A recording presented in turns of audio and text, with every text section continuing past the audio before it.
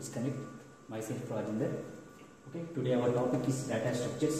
Okay, data structures. Data refers to the numbers, characters, symbols, sounds, etc. Okay, ఈ డేటాని మనం ఒక order ప్రకారంగా ఒక సీక్వెన్స్ ప్రకారంగా అరేంజ్ చేయడమే data structure.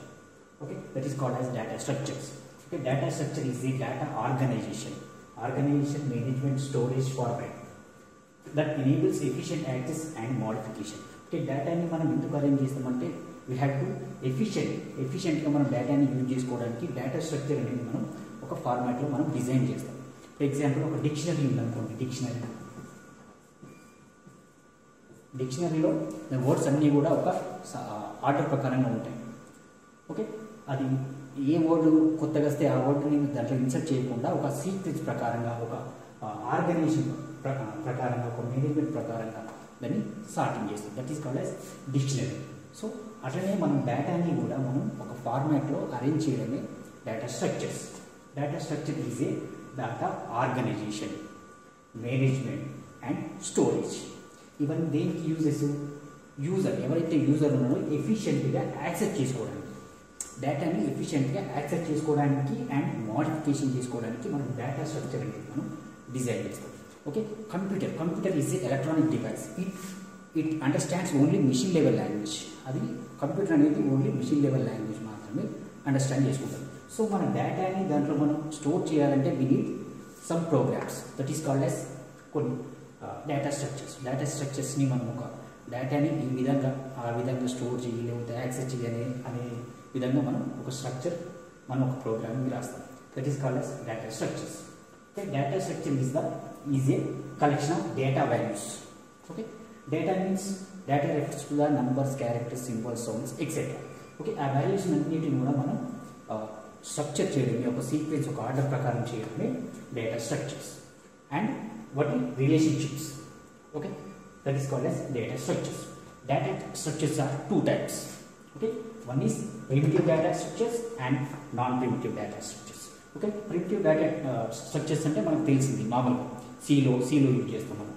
Okay, that is integer, character, float and double. Primitive data structures ఏంటంటే primitive data structure that can hold a single value మాత్రమే మనం హోల్డ్ చేయడానికి వీలు ఉంటుంది. That is called as primitive data structures.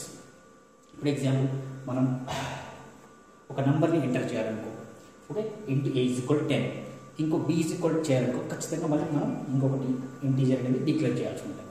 That is primitive data structure that can hold a single value మాత్రమే మనం store చేయగలుగుతాం.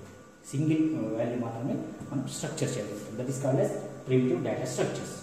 Okay, non primitive data structures are two types. One is linear data structures, non linear data structure. Linear data structures means ఒక sequence ఆర్డర్లో number of integers, number of characters, number of floats, number of doubles ఇవన్నీ కూడా మనం ఒక sequence ఆర్డర్లో arrange చేయడమే linear data structures.